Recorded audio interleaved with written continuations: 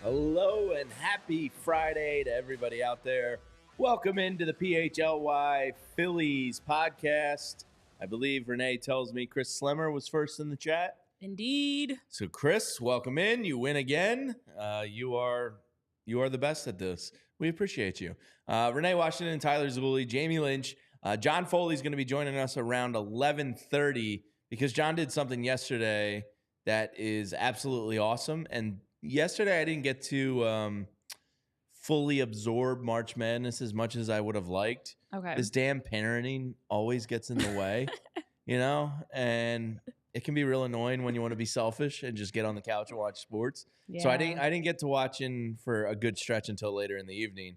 But today, as Michael Jordan would say, F them kids. I'm watching me some March Madness. I have a MJ didn't really say that, but it's a great meme, Renee. Yeah, I'm sure you've seen the meme. For sure. Yeah. That one I've seen. Honestly, some great games. I always enjoy getting to know those other schools. I feel like March Madness, you get all the stories, you get all the Oakland, you get the family, talk of the tournament you get the family shots, you get the get to know them a little bit more. And Samford got hosed. Yeah. That's it's not that surprising. So I know you right before we came on air here to tie March Madness and the start of baseball season together. You kind of said, who is University of Kentucky in Major League Baseball? Yeah. And the two we both discussed were the Dodgers and the Braves, the two teams that the Phillies are quote unquote chasing, even though the other teams are more likely chasing the Phillies because of postseason success. If I had to assign Kentucky to one of them, I want to say the Braves because I hate them. So we'll just go with that. I don't know if anybody, Tyler might make a case for the Dodgers here, but both have won World Series in the past, 5 or 6 years with yearly World Series expectations on them. Yeah. So my reasoning why, as I was thinking more and more about it, Kentucky is a program. When you think of college men's basketball, you think of Kentucky, you think of UNC, Duke. Luplow. They're one of those. Yeah, they're one of those programs. They've created a lot of NBA players. They've had, including our very own Tyrese Maxey. They've had a lot of success. They've won championships, and they've always been one of the household names in college basketball. Oh yeah. But recently, they've taken a fall from grace, and they've lost in the first round 2 out of the last 3 seasons. It's actually remarkable when you look at the fact that they're notoriously now known for being a team that's expected to get, quote-unquote, upset in the first round, and this year was no different, losing to Oakland. This group lost to number 15, St. Peter's, of course, as we all remember the magical run that St. Peter's had. They lost to now number 14, Oakland, and they're 1-3 in the tournament since 2022. So when I was thinking about, there are professional teams that are like that, where throughout the regular season, they're fantastic. Everyone's following them. They're buzzing. You're talking about them, and they get to the postseason and they fall flat. Kentucky was because they have a lot of freshmen. Two from exactly right there. I can literally see it. They have a lot of youth, and they haven't played in an NCAA tournament, so I can give them that excuse. Well, that's probably why they're falling flat on their face. That's exactly it. You're turning over so many starters. Exactly. But it also reminds me of a team like the Braves, especially, that has all this high expectation, gets into the big dance, and falls flat and is an early round exit. So I thought of them as the Braves, just because the Braves, I feel like, are also more, you think of to shit their pants. Yeah, and also just the comments and stuff. I feel like you just hear more about them. The Dodgers, even though when you look at both teams, they've only had one World Series in the last, 5 years.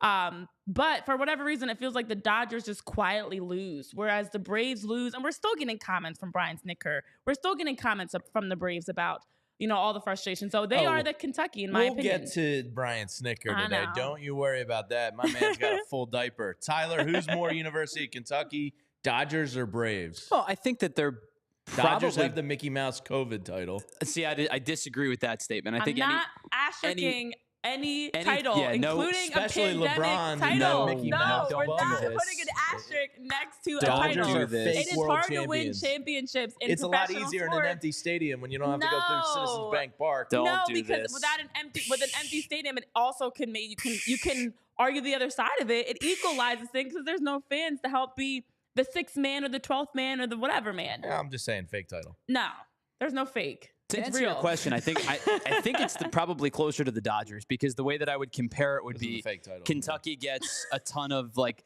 top prospects, like blue chip, can't miss prospects, like all these freshmen. The Dodgers spend a lot of money. Top free agent class. Yeah, top I recruiting think so. class. That if you're going to comp the two, I would go recruiting. Kentucky and Dodgers Braves versus are more Kentucky crafty and with Matt Braves. Olson trades. Yeah, so scouting. I would probably place the Dodgers as the Kentucky of baseball, but I also think that winning a World Series is in the fake year. Let's not do this. The year existed. Let's not do you this. had to still beat teams to win. It wasn't like it was handed to you. Yeah, fake. Jay, what's up, With Jay? cardboard Steven, Jim, cardboard nice to have you guys cutouts here. in the Spiral stands. Out. Spiral Out, do you have a tracker? I love that you are always aware of, which day of the year. It's the 12th Friday of 2024, according to Spiral Out. So I could see the Dodgers for the spending side. I could see the Braves for the just pure when you get knocked out early, it's always a show. And I feel like Kentucky has had the same issues of like when you look at the game against Oakland, it took 12 3-pointers that Oakland's something ridiculous that like it's just the Travis Gokel. Yeah, he went like 10 he was of 12 like, from beyond the arc. 10 of 12. I knew 12 was a number. Yeah. 10 of 12 3-pointers. Like it's when you lose to a future orthodontist, it hurts. you lose in a way that's like, wow, going down swinging. So I wasn't going to say Phillies or Villanova because I was just going to say who are the Phillies then? But I didn't want to compare them to Villanova because Villanova also has been notorious for first round exits. Now they also have had a championship, Final Four run. They have gone deep, but they also maybe they are Villanova. Well, I don't want to say Villanova. That's not was on the doorstep of a college basketball dynasty. I don't even think the Phillies are Villanova good.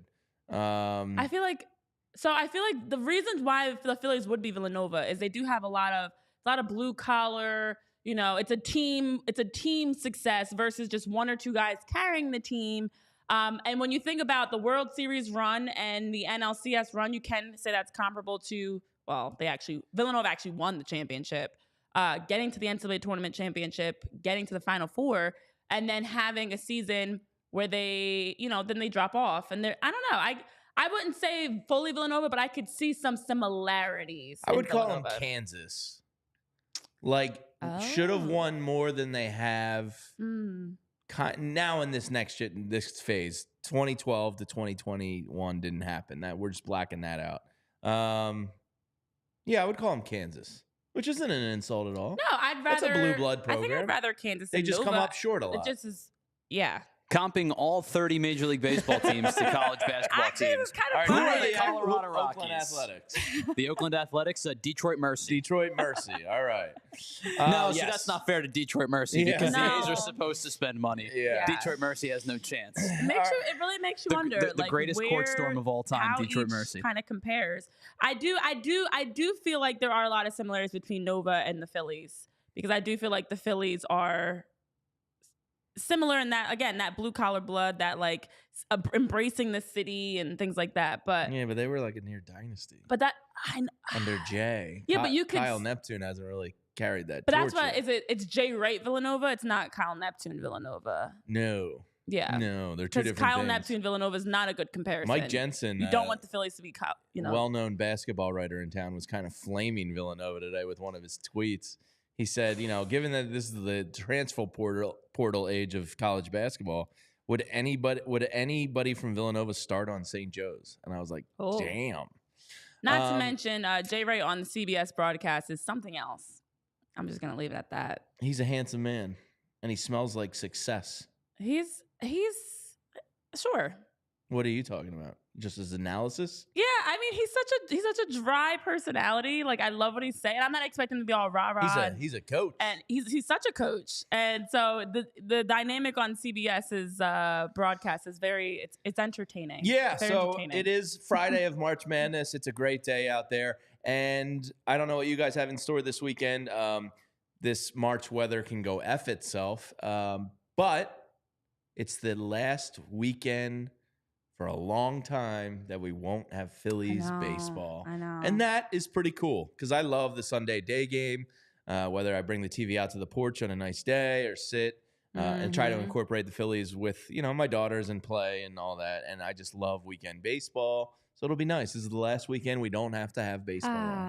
It's wild, guys. We're finally here. I know, Brian, you're eagerly wanting to know when we're going to talk about the opening day Pizza roster. day. We've Hell got yes. it. We've got a whole hour here on the show. We've P got knows plenty what I'm of talking time. about. We're going to be getting into, of course, the opening day roster, but much more because we are talking some March Madness, Philly-specific March Madness. We're talking Yo Row. Yes, Yo Row. And I saw in the chat Dave Peace claimed it.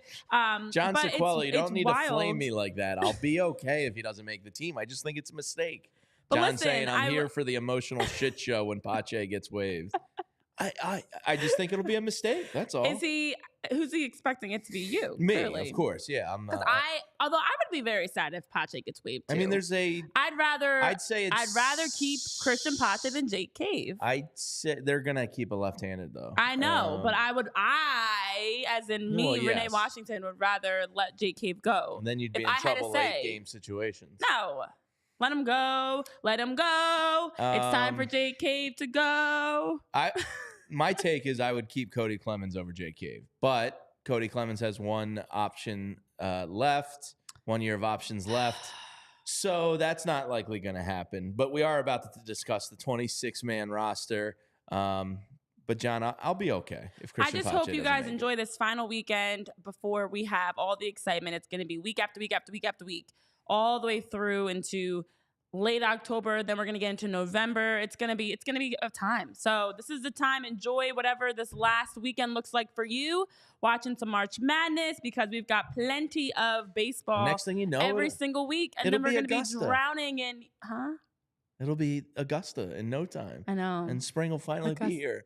And the flip-flops are not going away.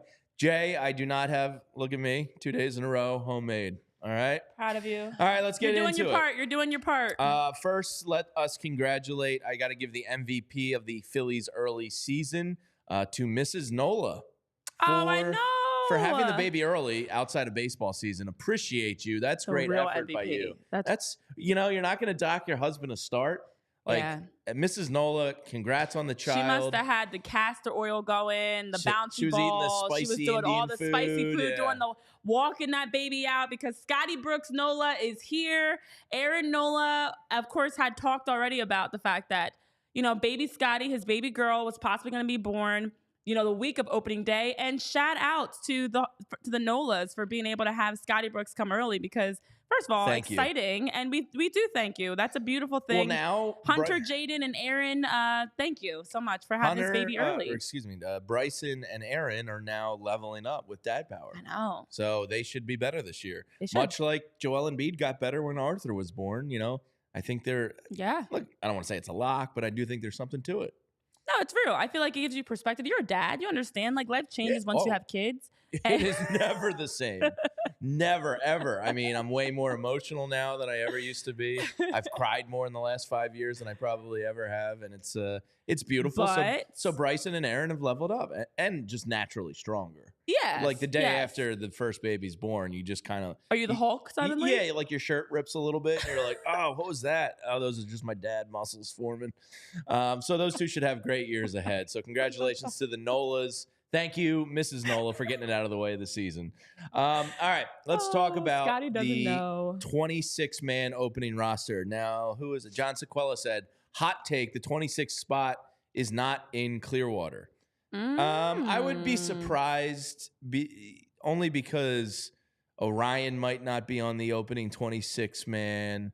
We'll see what happens, whether it's Spencer Turnbull or Luis Ortiz or somebody like that gets a spot. I don't think they're going to make any trades because I think a lot of stuff is in flux here. Yeah, I don't see any trades. But I hear what he's saying. Like, I would love a left-handed outfielder not named Jay Cave. And I know I kind of harp on Cave. He just doesn't do very much for me, but he seems like he's kind of a lock to make it. So what it boils down to is this. You have Rojas, Luplow, David Dahl, Wes Wilson, Cody Clemens, and Jake Cave. 6 dudes, 2 spots.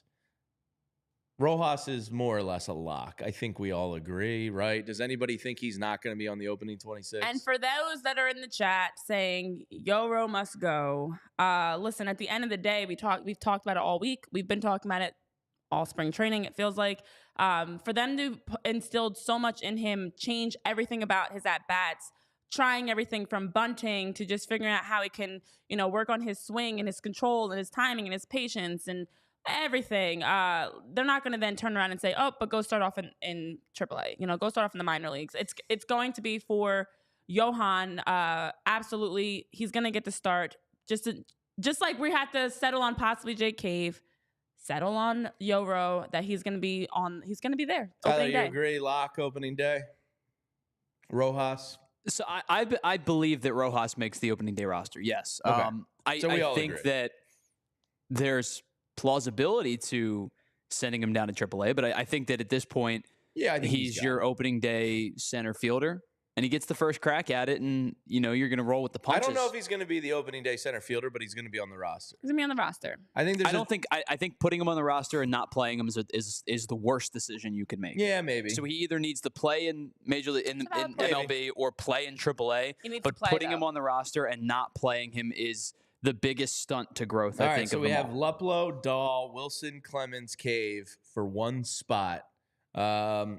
I personally, at this point, would go. Oh, and Pache, excuse me. So 6 guys for 1 spot. I mean, if I had my druthers and late game situations didn't matter, I would just keep Christian Pache because I do think you're going to lose him on waivers. That being said, I think it's going to be Cave. I personally would just go with Clemens and move on from Jay Cave. Clemens has had a fantastic spring. He can play first. He can play outfield. He's left-handed. He's more exciting to me than Jay Cave. And look, this is a very low bar we're talking about. We're talking about the last bench spot. So, whatever. But I think it's going to be Jay Cave, although I would go Clemens. Yeah, I mean, I think, first of all, the good thing is, and I know you even have a stat for this, we're talking about bottom of the roster, bottom of, who's getting that final opening day start, who's getting that final opening day roster spot. These, so at the end of the day, I feel like we all need to take a chill pill and relax and understand, this shouldn't make or break the season. No, it won't make or break. It's and just I know a lot of people have said, of course, point. But I know just for the people in the chat, because there's been a lot of frustration over who gets those final spots. At the end of the day, this team, as all of our goal is for them to start off the season strong with a healthy Bryce, hopefully, knock on wood, a full season of Trey, Kyle not in the outfield. Those are the moves that will help the Phillies start off strong. Regardless of who these final pieces are, I don't think it's going to make or break that strong start. But that being said, after seeing Cody Clemens and even Luplow when we were in spring training, I liked both of them more than Jake Cave. I've already been on the Christian Pache, side in terms of Pache versus Cave. I understand the lefty aspect of it. Cody Clemens would give you that. But overall, when you look at Cody Clemens, he's hit 3 home runs in spring training. He's had 10 RBIs. He's had a solid 382 average, 450 OBP. He's just giving you decent at-bats. You just need someone that's going to give you decent at-bats. You don't need someone that's going to, go up and hit a home run every time they go to bat. But please move on from Jake Cave. I just personally always in sports feel like there reaches a point where there's those guys, those athletes that for whatever reason always find themselves on a roster, even though time and time again you've seen you cannot use them. He's a pinch hitter, postseason, you put him in a spot and he doesn't help at all. Move on, try somebody else. Let's give somebody else an opportunity and see, okay, if you can get Clemens or Luplow on the roster from the start, maybe they can give you more than Jake Cave. Maybe Pache can give you more than Jake Cave. But the Cave experiment needs to be over just from the sake that we've seen him enough. We know what he can give. We know what he can't do. And it's time to at least try somebody else in that spot. So I'm all for trying something says new. Jake Cave moving from the top bench spot to the bottom bench spot is an upgrade. It is. Yes. I mean, signing Whit Merrifield was tremendous. Mm-hmm. Tyler, let's throw reality out the window. If you were the GM sitting in Dave Dombrowski's chair and you had final call, Luplow, Dahl, Wilson, Pache, Clemens, and Cave for a final spot, who you got? So you're playing a game of numbers on this particular one, because if you're taking either Clemens, Dahl, or Luplow, the likelihood is you're probably going to lose 2 players on waivers. You're going to lose Pache, I believe. I think that Jake Cave would get claimed. I think he would get picked up. I believe there's too many open spots for some lesser teams that would allow Jake Cave to be kind of in the role that he was last year, which was first or second guy off the bench as opposed to fourth or fifth guy off the bench. So if you're picking either Luplow, Dahl, or Clemens, you're going to probably lose 2 guys to waivers. If you're picking Luplow or Dahl, Luplow would probably you go would to Lehigh, have though, to put one of the 2 of them on the 40-man roster. Right. Because neither of them are on the 40-man roster right now, which means you're going to have to move somebody else off the 40. That's not an end-all, be-all, but it is something that they're going to have to consider if they're going to take one of these 2 guys. So to me, the final roster spot comes down to Pache and Cave. And it's going to be Cave. And I think that it's probably going to be Cave because of the left-handed bat, the ability to play first base. I think that there is no amazing answer to this because Pache is also probably going to be scooped on waiver. Like we talked about, he's going to be scooped on waivers. So there's no immaculate answer to this. But it also, to me, like, we're sitting here arguing over roster spot 25 or 26. Mm-hmm. There are worse places to be than arguing over roster spot 25 and 26. But to end long-winded, worded answer to your question, I think the answer probably is going to be Jake Cave. That's exactly what it comes down to is like, who would you rather lose? Because if you let somebody go, as you mentioned, they can get picked up by another team. Who would you rather lose? And then ultimately we are talking about 25, 26. And that's a really good spot to be in going into opening day less than a week from now, because we are just 6 days away, guys, that we're having this conversation on who is that final piece. But listen, I'm just excited for the season to get started. I'm excited for us to finally get going. And I'm also excited for the fact that, we're talking about not the top of the team, the bottom, the floor. And you know where else you can talk about the floor and have a great opportunity to take advantage of some great deals? That's over at Empire today, because Empire is the place to make sure to find great products that fit whatever projects you're looking to do in your house. If you're looking to update the flooring in your kitchen, your living room, your bedroom, whatever it is, Empire's got you covered. Now, over at Empire today, they do a great job of also providing you an easier way to shop because, listen, in 2024, a lot of us like to buy our groceries, our beer and liquor, and even our carpets from our couch. That's right. At Empire today, you can shop with their virtual floor designer, allowing you to see how that carpeting, how that new flooring would look in your space. How does it fit? How does it match? How does it, does it flow with what you're looking to do and the color and everything like that? So with their virtual floor designer, that in itself allows you to just snap a picture and instantly see how those new floors will look in your room. They also have the ability for you to shop for floors in a simplified way. It can be overwhelming. There's a lot of different options, different flooring, different things to look for as you're looking to make a renovation project in your home. And so they pride themselves on giving you advice, giving you support, giving you great customer service, and making sure you can best find what fits you, your family, your home. So with Empire today, shop at home conveniently, find the right products for your needs. They've got quick and professional installation and a price match guarantee. And now today, when you reach out, you can schedule a free in-home estimate today. All listeners get the chance to receive a $350 discount when you use the promo code PHLY. That's $350 off. Right there on the bottom of your screen, you get those same details. Restrictions may apply, and you can see empiretoday.com/PHLY for more details, because their philosophy is to help you find what you need, not overwhelm you with thousands of choices and substitutes. They want to make sure you can find the flooring that best fits you over at empiretoday.com/PHLY to get started. And John Sequella, I want to circle back with your comments in a minute, because it's the one narrative in the Pache discussion I absolutely hate. But we'll talk about that in 1 second. Mm-hmm. But this weekend, the Pache Cave Rojas discussion is going to lead me to have some Miller Lites outside, hopefully in the sunshine. I know Sunday is supposed to be okay. Saturday is going to be a bummer. But I have a tentative tea time for Sunday, so I'm hoping I can get out on the course. And in my bag, or if I go to my bartender Walt in the clubhouse, he's got cold, delicious Miller Lites waiting for me. Because if you're with friends and family, why not enjoy some Miller Lites when you're in each other's company? It's the beer drinkers' light beer. It's the original light beer since 1975.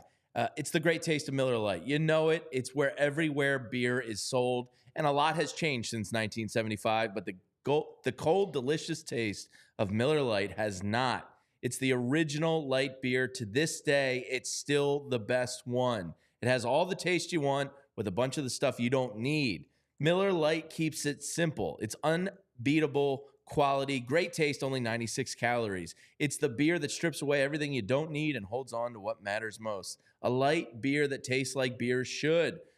Less filling and only 96 calories. The original light beer since 1975. As a matter of fact, I'm heading to O'Neill's after the show today for an annual tradition Friday meetup with a couple buddies, and I will place a bucket of Miller Lite on the bar and say, help yourself, guys. Miller Lite on me. March Madness is happening. What a great day. And times change, but you can always count on the great taste of Miller Lite.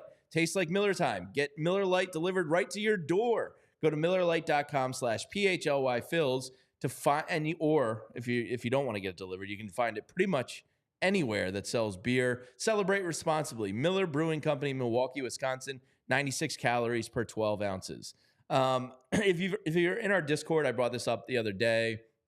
If you're not, John Sequella just hit on it. If you could go up a little bit, Tyler.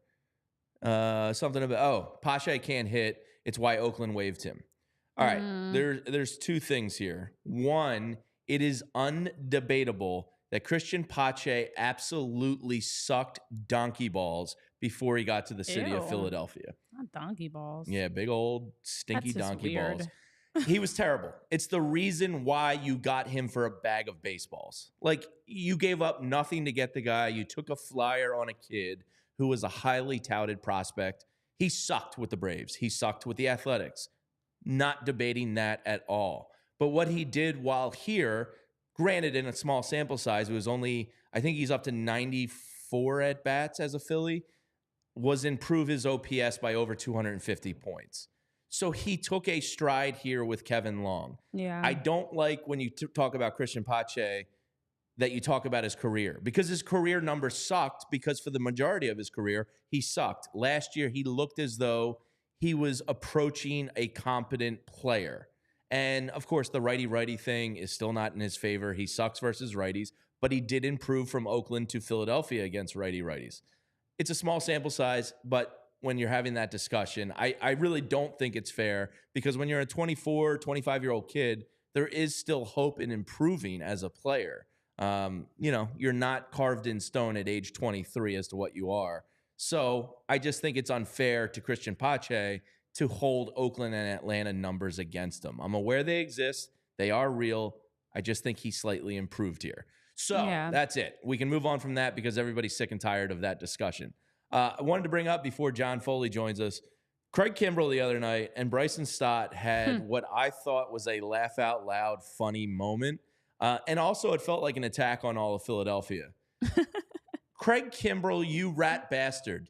You go and develop a changeup, which you've never had in your career, your likely Hall of Fame career, a definite Hall of Fame career. Never had it before. Didn't work on it last year, but you decide to work on it in Baltimore. And Craig Kimbrel struck out Bryson Stott either Tuesday or Wednesday, I forget the days, with a changeup. And of course, I think it was the first one he threw, if I'm not mistaken, in spring. And Bryson Stott obviously knows Kimbrel pretty well from their year together. Strikes out on the changeup pitch and kind of does like a double take look back at Kimbrel. If you haven't seen it yet, you can find it on Twitter pretty easy. It's very funny. And Stott's walking to the dugout and he goes, "What the fuck was that?" And he just mouths it to himself. When I saw the clip, I actually LOL'd. Like, there was an audible laugh coming from me. One, screw you, Craig Kimbrel, for doing that now. And two, just a funny moment. Yeah, and as I was reading things about Craig Kimbrel and his new home, it's giving, and I always end up comparing things to dating, but it's giving the ex that was like toxic and all over the place that now goes somewhere else and wants to act like a good person. Yeah. I mean, Craig Kimbrel was talking about every outing he's, taking one step forward. He's focusing on his control. His velocity's been going up. He's improving. He's like, I'm 35 years old now, so I understand how to come into spring training. And for him, he had, 3 frames that he didn't give up a run. He's been shot, an excitement to the Orioles, bullpen arms, and he's been great so far. But listen, we know Craig Kimbrel. This is classic Craig Kimbrel. The moment you start to get excited about, how he's looking, how he's pitching, Craig Kimbrel will catch you off guard. And just like he caught us off guard here in Philly, Baltimore fans, be ready, because you might be excited now at the way he's, throwing change-ups and his command and everything that he's bringing to the Why didn't to you work pitch. on that last year, Craig? But it doesn't matter. It doesn't matter, because at some point, he's going to turn back into a pumpkin, and we're going to see Craig Kimbrel again. That's, out there doing his thing. But listen, to each their own. Happy for you guys that, you found each other. Baltimore, Craig, you found each other. Best of luck to you. But Craig Kimbrel, we're watching you. I think I heard our John Foley in there. Before we get to John, you said there was a number, and this was from Todd Zalecki's newsletter the other day, about 9 hitters in baseball. And much of the discussion we have with, Cave, Pache, Rojas, Clemens, whoever it's going to be, and it's likely going to be Rojas and Cave, which is fine. Here's a stat that puts into perspective what we're all bitching and moaning about. The 9 hitters in baseball the past 2 years have hit a combined 228 with a 649 OPS. If Johan Rojas gives me a 649 OPS, I will pee rainbows, which is 71 points lower than the OPS of an average hitter. Even if Rojas hits 200 with a 625 OPS, his elite defense can help Philadelphia win. 625, I'd be ecstatic about. And that's not asking very much. So we're not talking about, when I brought the question up to Larry Boa, it's the only real roster question the Phillies have right now, which is a sign of how good things are. But, even Larry was like, if you need Rojas's offense to really contribute, then, you're in trouble. I don't think it's just like it's sprinkles on the sundae. It's gravy on the turkey. Yeah. Like, if he can become a 240, 245 hitter with a close to 300 on base, like, this lineup is really going to hum. So, you don't expect a lot from the 9-hole hitter. Tyler, I don't know if you have your graphic up here or handy. We can bring John on and then get to it because it's an interesting discussion. So Tyler, real quick, the one thing talking about the Kimbrel conversation is I think this makes sense. Like, I know it seems like a big bleep you because it's the year after he leaves Philly, but from an objective, pulled back viewpoint, Craig Kimbrel is getting older. He's 35 years old. His velocity has dipped over the course of his career. And, in 2015, his first year in the bigs, he was a 99 percentile in fastball velo at 98. That probably gets you about 85% now with how good pitchers are. But he was it was 98 miles an hour on his average fastball velocity. Now, head to last year, the 2023 season, his average fastball velocity dipped to about 95.8. So it's above 2 miles an hour difference from the beginning of his career to the end of his career, which makes a ton of sense considering he was, 22 in his first, or 25 when he came up, and now he's heading into his 35-year season. So to add a pitch of some semblance of a changeup, of a splitter, of a something with downward break that changes eye level, I think is significant to any type of pitcher, because he's been fastball spike curve, knuckle curve, whatever you want to call that pitch, pretty much the entirety of his career. I think he's thrown 1 changeup and he had 3 sinkers back in 2017. But besides that, he's been fastball curveball his entirety of his career. So for a guy of his caliber, towards the back end of his career, to try to reinvent himself a little bit, to maybe play himself into another 2 or 3 seasons, I think objectively it's a smart move for him. Yeah, I know it has been overall a very competitive fight for those last roster spots. Guy like Cody Clemens, who's been one that has been brought up as one that stood out. I know Rob Thomson was talking about how well he's been, given some great at-bats, using the field, his strike zone awareness, his overall decision-making, his versatility. So, it might even come down to a tactical, it probably will, reason as to why one guy gets that final roster spot over the other. But the good news is, guys, it's almost game time. We are 6 days away from opening day. Finally, we'll get to see the Phillies take on and host the Braves here at Citizens Bank Park. And as we're getting closer to game time, don't forget to take advantage of some great deals over on the Game Time app. You can download it today, and they give you those opportunities for last-minute tickets, great prices, and also a chance to see your seats. You do not want to show up at that concert, that comedy show, that game, and find there's a big pillar in front of you, or you can't see the stage or the court or the field because there's something blocking your view. So the Game Time app even gives you a chance to have a visual of where you're going to be seated, know where you and your buddies are going to be cheering, crying, laughing, singing, whatever it is, dancing. And with the Game Time app today, when you download it as a first-time user and you use code PHLY, you're also going to be able to get $20 off your purchase. So great prices, great deals, helping you. And they also alert you on any new tickets, new events that are popping up in your area. I love getting the alerts myself. And that way now when you go in, you can also use code PHLY to be able to get $20 off at the Game Time app. Because although we can't guarantee the game won't be stressful, we can guarantee buying tickets can be stress-free with the Game Time app. Yeah, I'm heading out to Wrigley in July. I plan on using the Game Time app. CMC in the chat says, just got my Orioles tickets in June. Hopefully got $20 off on that Game Time app. I'll be there. Come find me. Yeah. Oh, yeah. Tyler will be there with his father. And this weekend, I don't know about your house, but Saturdays for me, it's bagel day. Friday night's pizza night for Saturday, and Sundays are bagels day. And there's no better place to get your bagels than the Bagels and Company. Brooklyn-style bagels made right here in our backyard in Philadelphia. They took the best of New York out of it, brought it to us here, so you don't have to venture into Rat City and deal with that nonsense. They're huge bagels, huge, big bagels, the Brooklyn, New Jersey style, and they have a large variety, 15 to 20 different types of bagels to choose from daily. They have seasonal bagels. I'm sure they had a St. Patty's green bagel. Next Thursday, they're going to have a Phillies opening day bagel, I'm sure. Whatever it may be, Easter, they're always in tune with what's going on. Whether it's the Sixers, maybe Joel Embiid returns and they bring out the, I don't know. I can't think of a good Embiid-themed bagel right now, but that's what the people of Bagels and Co. get paid the big bucks. The Embeast? P. Creed? The M-Bagel? The Embiid and Degeneration X / bagel. The M-Bagel coming your way soon, hopefully. The M-Bagel. And they have a huge cream cheese variety, over 30 different cream. Huh? Joe Bede. Are you just saying stuff now? Are you saying words? Joe Bede? I'm just giving him a new nickname. Joe Bede. 30 different schmears and cream cheeses all the time and affordable prices. In today's economy, look, just like every other business out there, they wanted to raise their prices, but they didn't think that was the way to have a good business.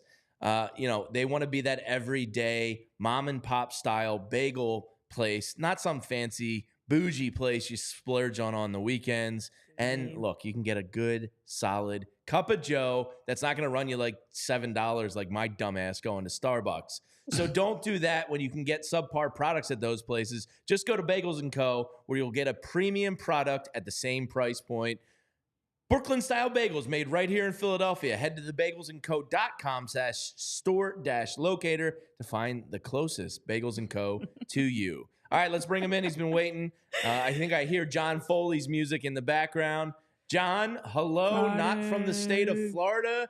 Good to be back with the family, I assume, after a long stint down south.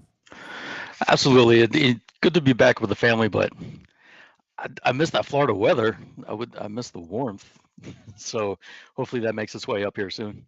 So, John, let's talk about your kind of, I guess, article/bracket. This is a really fun thing you did yesterday. Probably took you way too much time, but so much time. Yeah. So, John, if you head to allphly.com, has our Field of 64 Phillies moments. You can follow us on Twitter at PHLY_Phils, and we're going to be doing daily voting there. So yesterday started round one of the bracket, John. Any major surprises to you, or was it chalk across the board? It was pretty much chalk. There were a few. There's I think we had a few 12-5 upsets, and there was maybe a 1983 NLCS final out, which honestly 1983 is a little bit of a blind spot in my Phillies history. They don't get talked about that much. I think it was so close to the 80 championship that I was a little surprised that people were loving the 1983 clip. I forget exactly what it beat out, but yeah, it's a lot of fun. It's been way too much time spent on it, but it's a ton of fun seeing just what people react to, the arguments over the seeding. It's insane. I'll never complain about NCAA tournament seeding again, because you just can't please everybody. People have their favorites. They're going to vote for what they like, and it's tough to please everybody. Well, it's a great point. And I know I was even saying to people on Twitter as they were complaining about the brackets for this year, and the seeding and the play-in games and who got the play-in game, and Virginia, everything about Virginia people are complaining about. And you got a taste of that a little bit yourself. I always am curious about the rubric, John. I'm curious to know, how did you choose? I mean, that's a lot of great memories, a lot of great moments. How did you choose? And for everybody that's tuned in, that's had a chance to check it out, let them know how you were able to come up with your bracket, because it's genius, to be honest. Oh, thank you. I think I've been putting old Phillies highlights on Twitter for a number of years now. So I basically just have this mental database of every clip you can think of. Put a lot of thought. There was a lot of care and thought that went into the top 4 seeds in each region. But when it got down near the bottom, it was just sort of like, oh, I remember this, I remember that, tossing them in there. The lower seeds, they're long shots anyway. So, what percentage of your brain do you think is Phillies videos, and like just what percentage do they take up? It's in the high 90s. I can't. I'm at that point where it's like I can't learn anything new. If I do, it would have to shove away one of those clips, which I don't want to do. I'm happy. I'm happy with the way my brain is now. Don't need anything new. So, John, we've been discussing a little bit kind of the 26-man opening day roster. And look, that's a fluid thing. Like, if Orion's down, that doesn't mean, you know what I mean? So, like, it's fluid. Guys are going to go up and down the first couple weeks. Injuries happen. I don't know if Taiwan makes it or not. We'll have to see how his last start goes and if his velocity's back up, or maybe he takes his time. But we were talking about the final 2 offensive spots. It looks like it's basically down to Clemens, Dahl, Pache. I guess Wes Wilson's still in there. Rojas. And there's Luplow and there's Dahl in there. Rojas, we all assume, is a lock to make the team at this point. That leaves one roster spot for those final 5 or 6 guys. What is your prediction as of today, 6 days from opening day? Who gets that final spot? Man, it's tough. It really might be Cave. I mean, he's having an okay spring. I think he's batting in the 300s. He's a left-handed bat. He's out of options. I would take Pache over Cave if it comes down to those two.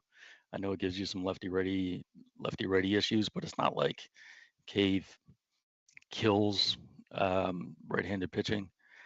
I really think there's upside still there with Pache. I know a lot of people disagree, but I'm high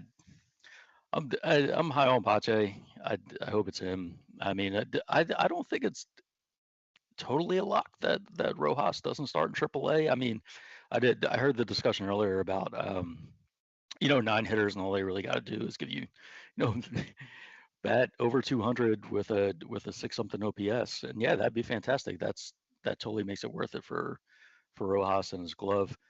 I don't know if he can do that right now. He's batting in the 100s with like a 4-something OPS. He's Rob Thomson used the word sort of overhaul on his swing, which maybe is exactly what he needs, but it sounds like it's still a work in progress.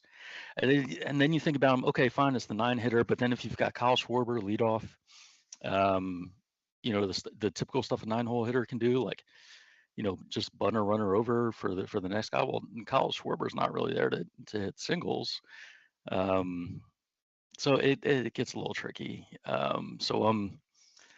don't know. It just solves all the problems. If Rojas can just hit a little bit, it solves every problem. Yeah.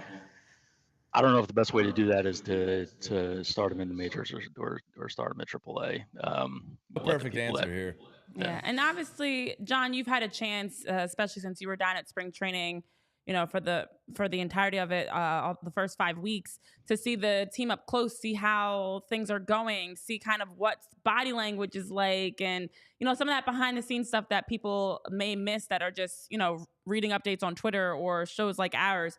Is there any when we talk about Johan specifically, for example, we talk about how they've been changing so much. And so part of why he may still be struggling is he's all over the place. They're trying bunting. They're trying all these different, looks at the plate for him.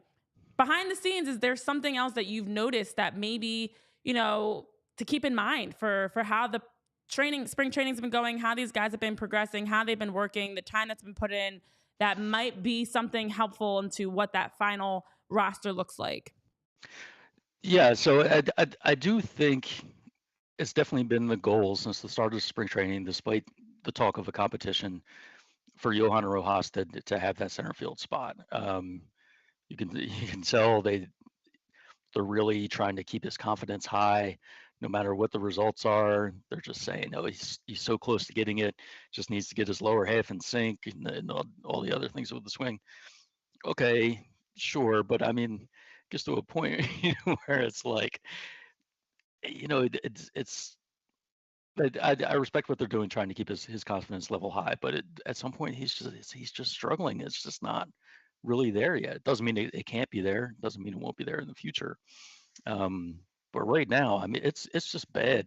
I would say the one takeaway from seeing him play in person, those numbers are backed up by the eye test. The 1-something batting average, the 400 and something OPS. He has one walk and about like 50 at bats. They're trying to give him the most at bats. I think he leads the team. He's usually batting leadoff, playing in the most games.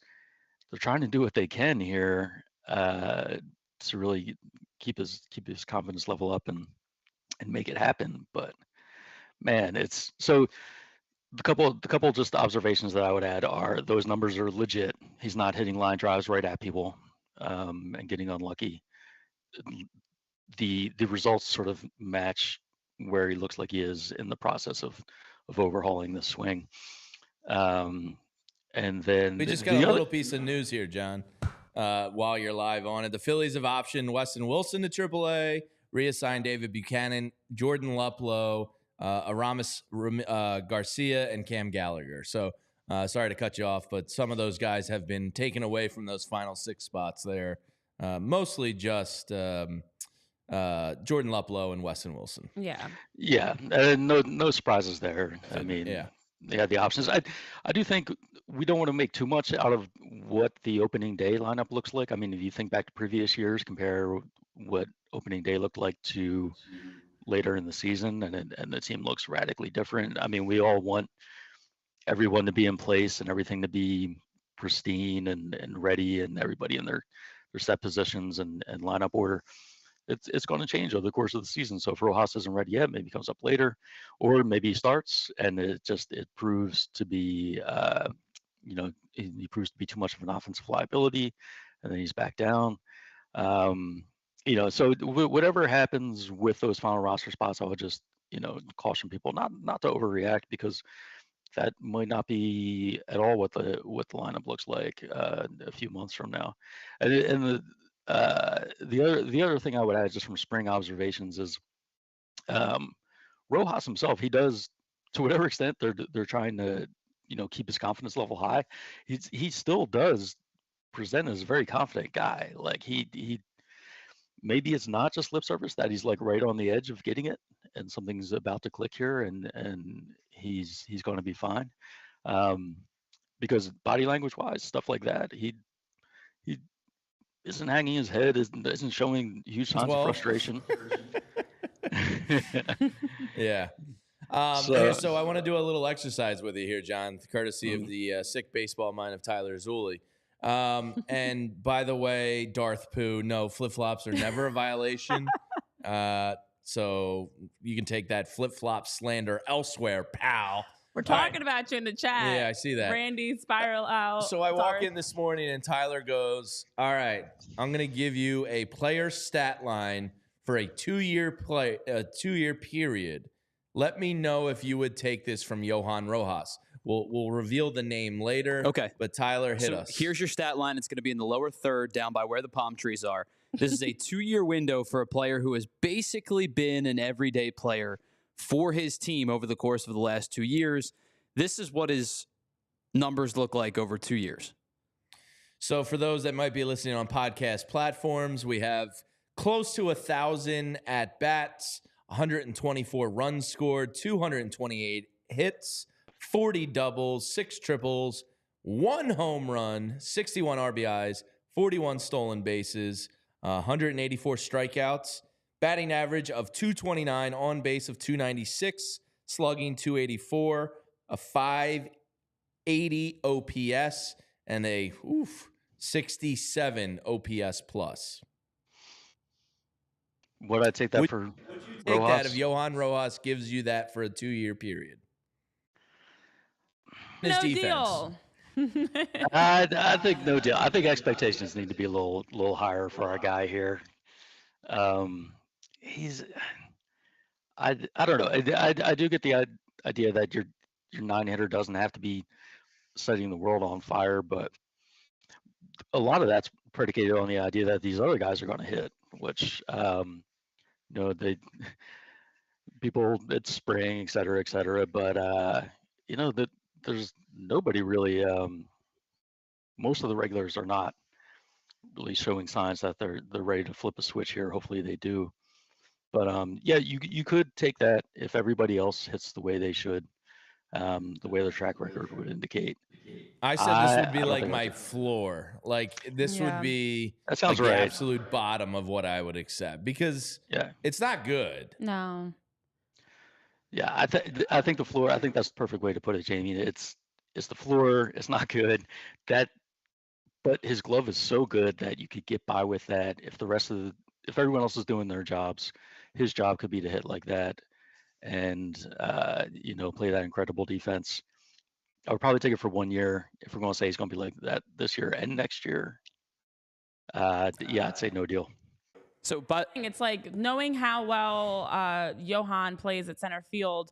What is the expectation that people have for him in his at bats? Because you just need something that's steady, that's consistent, that's again keeps innings alive. But overall, as a Gold Glove caliber center fielder, that in itself is a huge asset. That's a major game changer. But I know Tyler, I know you were jumping in too. Yeah, so this player, to further the point, the player that we flashed below, finished with actually less defensive run saves than I expected him to because he is heralded for his glove in center field. And I chose this guy specifically. He finished with a 6 DRS, which is actually a lot lower than I anticipated, considering Rojas had a 15 and basically a third of the innings played.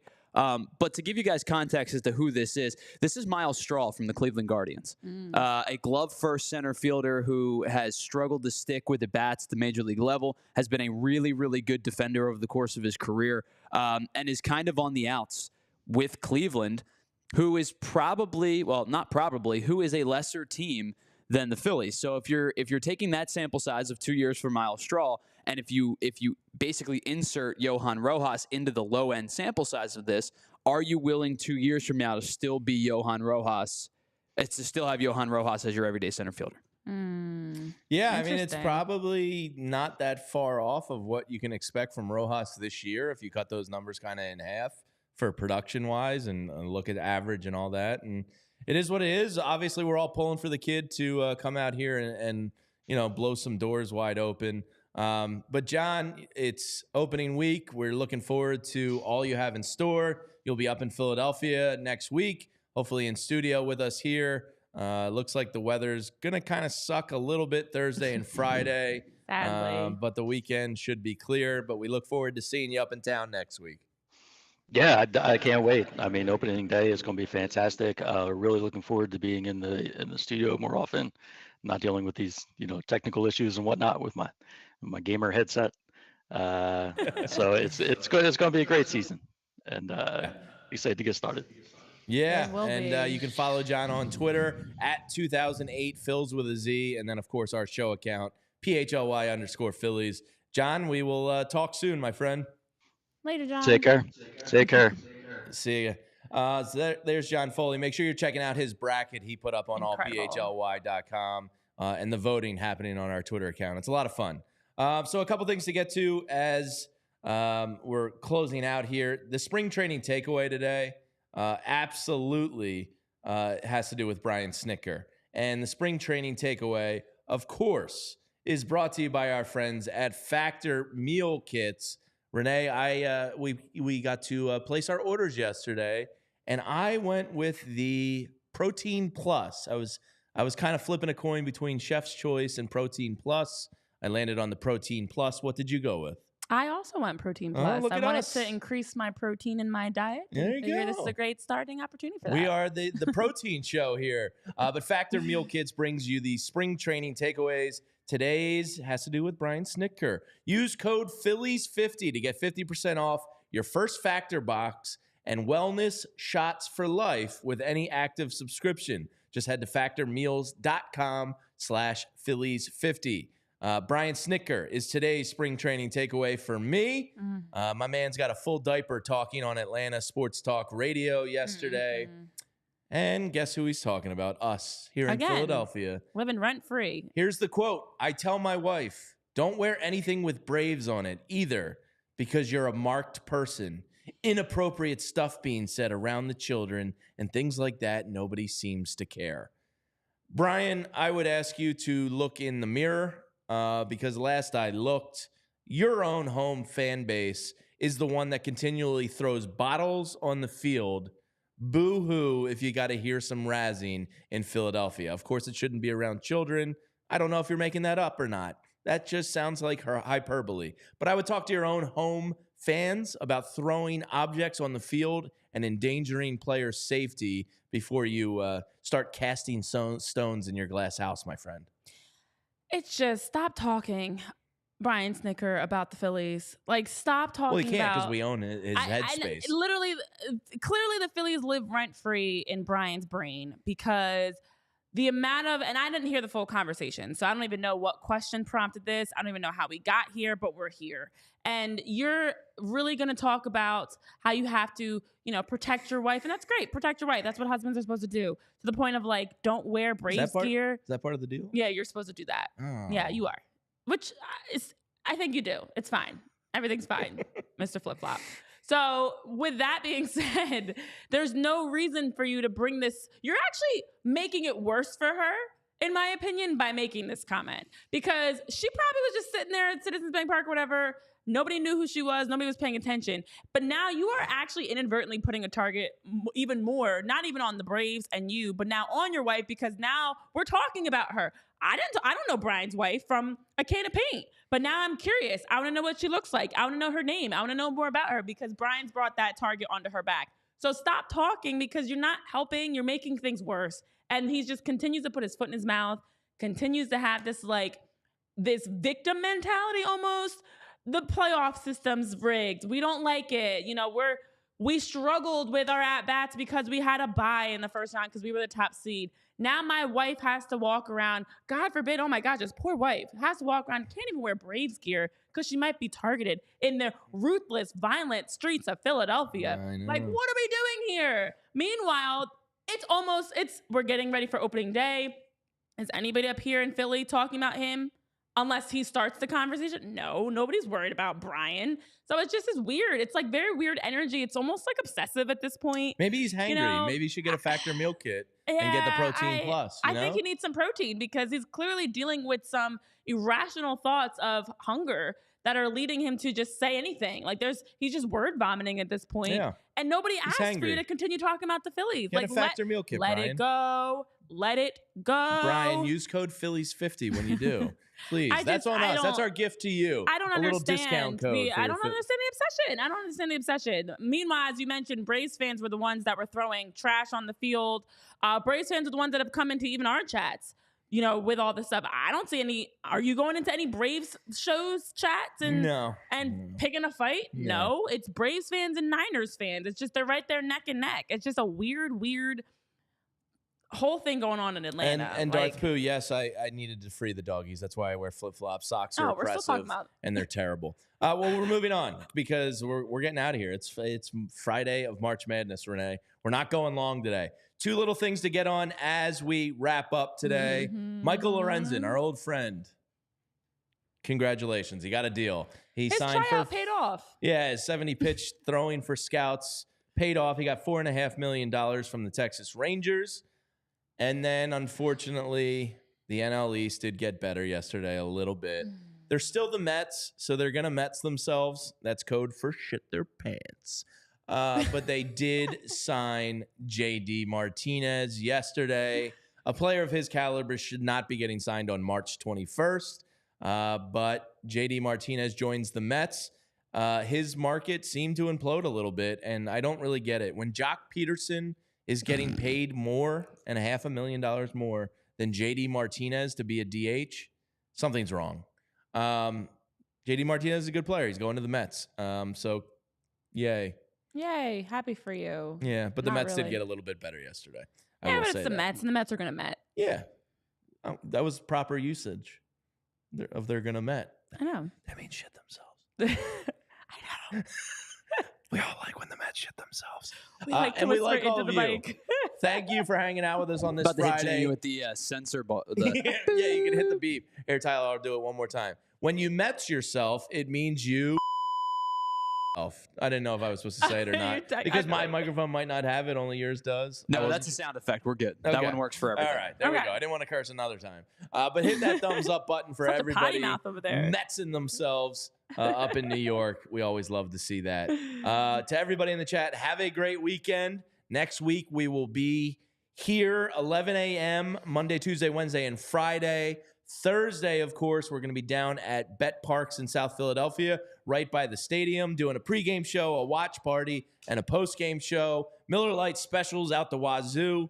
Hopefully, some of you can stop by, say hello, give us a go, Phils, and either hang out with us or go in the stadium. And guys, on this Friday, March 22nd at 12:01, let's all just pause and just bask in this moment. This is the beginning of the end.